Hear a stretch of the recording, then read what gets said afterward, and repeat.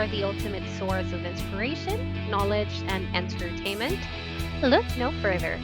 Network Kingdom is a unique platform that brings together experts from various industries.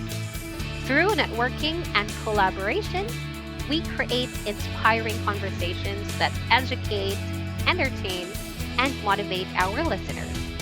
Whether you're a business professional, an entrepreneur, or simply someone looking to grow their knowledge base. Hello, everyone. I have with me here today, Sally. Sally, it's nice to have you on our show today. How are you doing? I'm doing well. Thank you for having me. Awesome. So who is Sally? I am a real estate investor. I do a little bit of crypto, and I found out how to save a lot of taxes because I had a house that I had to wait for 13 months with COVID, and I didn't want to pay capital gains. So I went down the rabbit hole to find out how to save paying capital gains. Here in the United States, short-term capital gains are 23.8% a year or less, and long-term capital gains are either 15 or 20%. So it's a lot of money. And when I found out about the trust, I got it for myself, and then I started teaching it in my real estate group.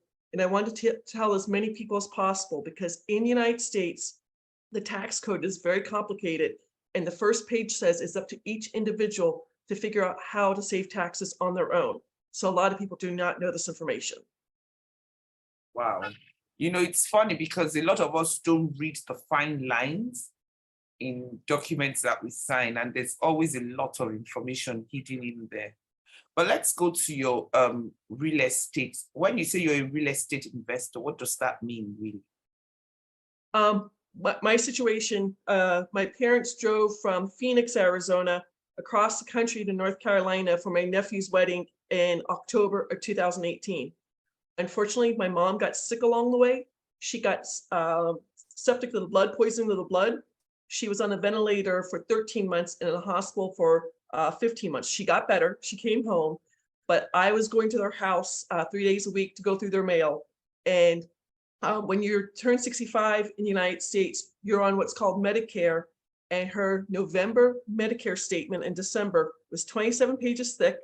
And when I opened it up, it said it was $172,000 for 1 month in the hospital. And I'm like, wow. My dad, who was retired military, it was all going to be paid for. But I'm standing there going, I'm in debt. I'm living paycheck to paycheck. I have an $8,000 deductible for my healthcare. I need a change today. So literally in my parents' kitchen, I called my friend Glenn, who was a real estate investor, and I said, I need to change my life today. And he goes, oh, we're having a party next Saturday, come. And I don't know about you, but walking into a party where you only know one person, that is scary as anything. But I did it, and it was probably the best decision of my life because real estate has changed my life. I was working as an insurance agent and doing real estate on the side.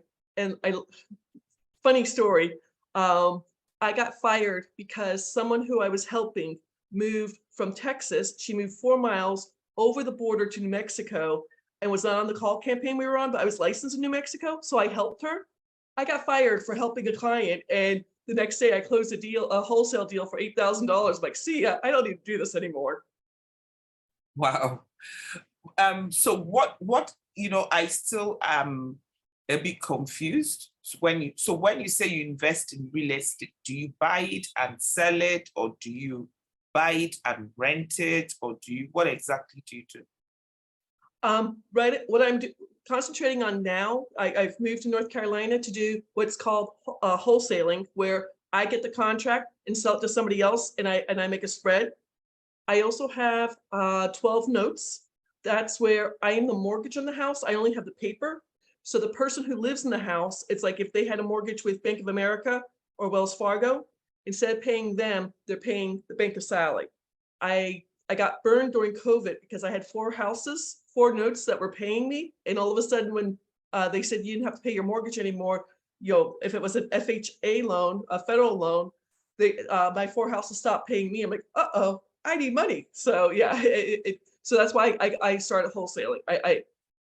It's fun. My main goal right now is I'm helping senior citizens who might be living in their house for 20 plus years and they need to go into assisted nursing home, and they don't want to fix up their house. Maybe they need a new hot water heater. Maybe the roof isn't good. So I buy it as is, get them the money so they can pay for the nursing home, and then I wholesale to somebody else. I'm not good with hammering and ripping up tiles. I mean, to me, that's just not fun. So I let somebody else do all the dirty work. Oh, wow. It sounds like fun, but I'm curious, do that many people buy houses? Do that many people buy homes? Correct. It depends. You've got to do a lot of work. I call people, I knock on doors, I go to the courthouse to see what's happening there, things like that. It's not as glamorous as people make it out to be, I'll be honest. I'm glad you said that, because I always say in all of my interviews that we're never anything like what we've been through. And you hear people talk about what they do, and they're excited because of the passion, and they sound really happy, and obviously tell us about interesting stuff that goes on. And we have this picture in our head that is all rosy. No, and then I would love to tell you that, but no. And then when we try to do ours and we meet challenges, we begin to think that it has to do with us because we think every other person is doing well. So what are the challenges that you've met? Well, with what I do, the most of my time is spent teaching people about the Spendthrift Trust. Here in the United States, 97% of the trusts sold in the United States only avoid going through probate when someone passes away. My mom and dad had that. That's what financial advisors talk about. With this trust, I was teaching it in my real estate group. I had a mastermind for 18 months. The gentleman who ran the real estate group, he was my mentor, he was my friend, and then he became my business partner. And literally January 12th, 2022, I looked at my bank account and I didn't get paid correctly. And I sent a simple text saying, hey, what happened to our 50-50 agreement? Next day, we get on a Zoom, and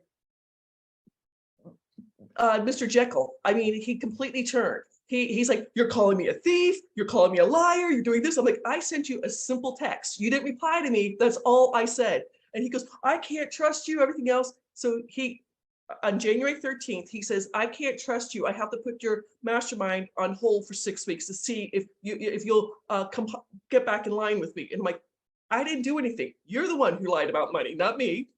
And so I told him, I'm not a human yo-yo.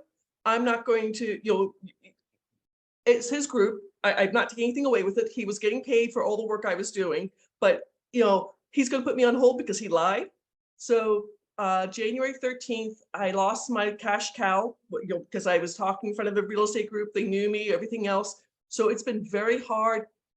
I'm doing better, but I'm posting on 6 different videos on 6 different social media sites. I'm talking about the trust, showing examples, because I have to get people to trust me, know, like, and trust me, to understand it's an expensive product, but it can save you so much money in 1099 income. They save 70% of their federal taxes with the business trust.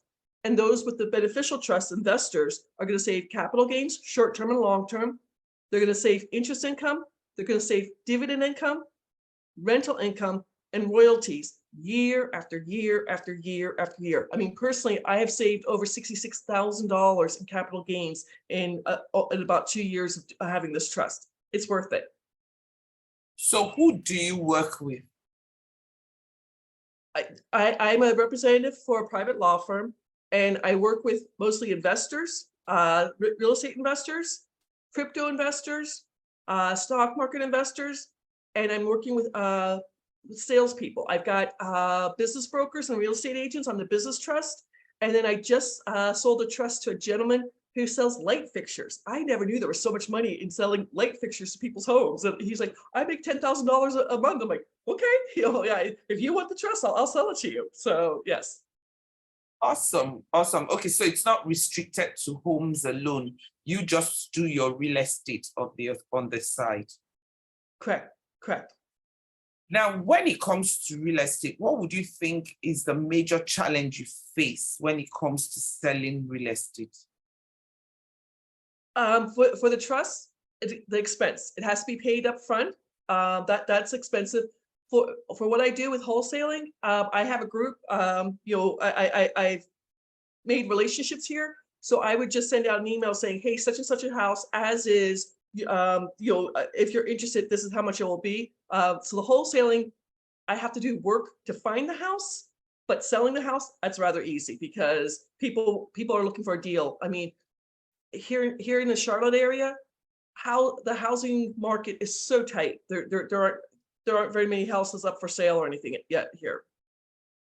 Okay, so if someone is listening to you, because I like practical tips, if any of my listeners is having tax issues in United States, especially in the Charlotte area, if they're having tax issues and they need to do something before they can get to you, what are the first few steps they need to take, immediately?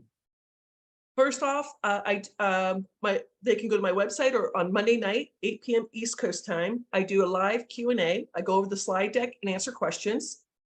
If they decide they want to go forward, there is a contract that needs to be filled out. What I just did, this is June 5th. So I had four trusts that closed May 31st. 2 were selling a business and 3 were doing, one was wholesaling and 2 were fix and flipping. They had filled out the contract earlier in May. They got paid May 31st and I got paid June 2nd. So you when they got paid on selling the business, or when they got paid, selling the house, then they can pay for the trust, if that makes sense. Okay, I get it. Okay, so the first thing you would advise them to do is to listen to you or to ask you the questions on that group. Exactly. Where do your nieces live in the United States? Sorry? Where do your nieces live in the United States? My listeners live all over. Okay. It has to be 1099 income. So a W-2 is someone who works for a company. W-2, they take out Social Security, they take out state taxes, they take out other things. 1099 is a person working on their own, like a real estate agent, IT contractor, a salesperson. If they're making enough salary to afford to have the trust. So the gentleman I just talked about who's selling light fixtures, he's going to save over $34,000 a year with federal taxes because he got the Spendthrift Trust. He's making enough salary to be able to afford the trust to make it pay for it, if that makes sense. A lot of people I talk to just want the information because this is not talked about in schools. This is not talked about on TV. All the financial advisors are telling people, I'm going to be honest, the trust my parents had to avoid probate, that's about $1,000. The trust I deal with, the price I have is $20,500 one time, and then you never pay for it again, and it goes from generation to generation to generation. So I have a brand new grand nephew. He's 2 months old. He's now a member of the trust. I don't know what he's going to be when he grows up, but he's a beneficiary of the trust, if that makes sense. Awesome. Well done. And obviously they'll get you when they search for your name, right? Correct. Awesome. It's been an amazing time talking with you. And yeah, my listeners out there, you heard it from Sally. I would take the opportunity of that trust. I will reach out to her to find out more about the trust. And I think that you should too. Thank you so much, Sally. I appreciate it, Omo. I love that you had me on here. Thank you. Thank you.